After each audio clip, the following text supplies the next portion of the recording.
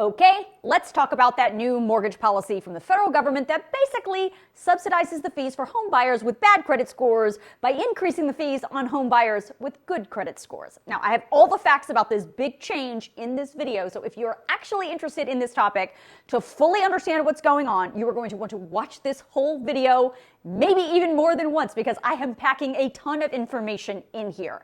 And just like everything with the federal government, it's complicated, but I'm going to simplify it as much as I can. First, let's talk about who this does not affect. This policy change in loan fees from the Federal Housing Finance Agency does not impact anyone that has an existing mortgage. If you have a mortgage right now, this doesn't apply to you.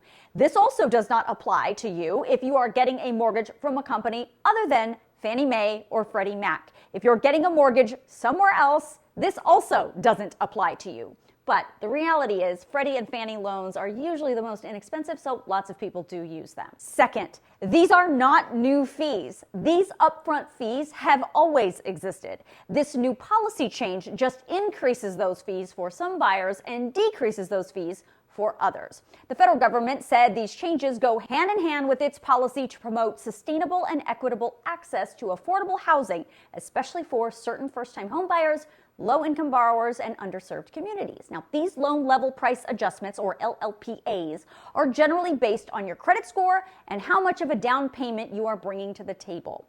What's changing as of May 1st is which buyers pay which fees. Now, I spoke with a mortgage expert who's been in this business for more than 35 years about what it actually means. Assuming it's a small down payment, 10, 15, 20%, and assuming that you have that credit score of 660 or less, you're getting a better deal than that person with the good credit score and a larger down payment.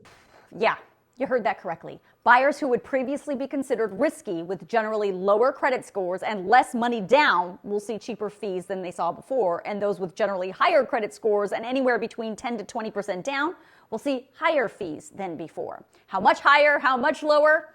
Could be hundreds, could be thousands, depending on several things. Check out this chart. If you have a credit score below 679 and less money in a down payment, generally you're going to see cheaper fees. That's why it's green. But let's take an extreme case. Someone with a credit score less than 639 putting down 3%. In the past, that person would be considered a risky buyer, and your LLPA fee was 3.5%. But after May 1st, your LLPA fee is 1.75%. That's a reduction of 1 3/4%. You can see it right there. Also, you're going to benefit if you have a higher credit score, and ironically enough, you put less money down, anywhere between 3 and 5%. All that green, you're going to see cheaper fees. But the problem right here is in the middle. Those with the credit scores between 680 and 779 who put down between 10 and 20%, they will generally see an increase in fees anywhere between 0.13% and 0.75%. And depending on the size of your loan, that amount could mean hundreds of dollars more or thousands of dollars in extra fees up front. So what should you do if you're in that category? If you can raise your score into the next bucket, the buckets are 780, 760, 740, 720, 700, etc.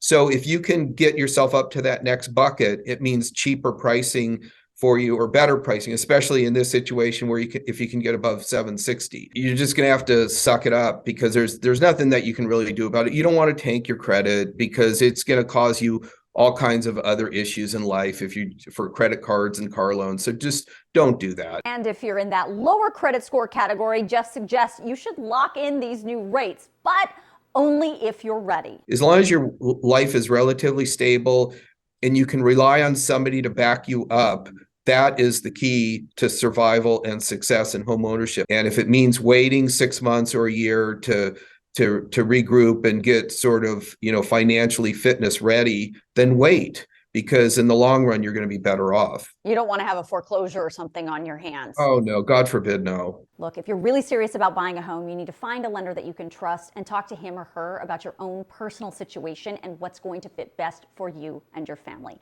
Now, if you want to see those LLPA charts from prior to May 1st and after May 1st, I'm going to send them out tonight in my News Girl News Roundup email.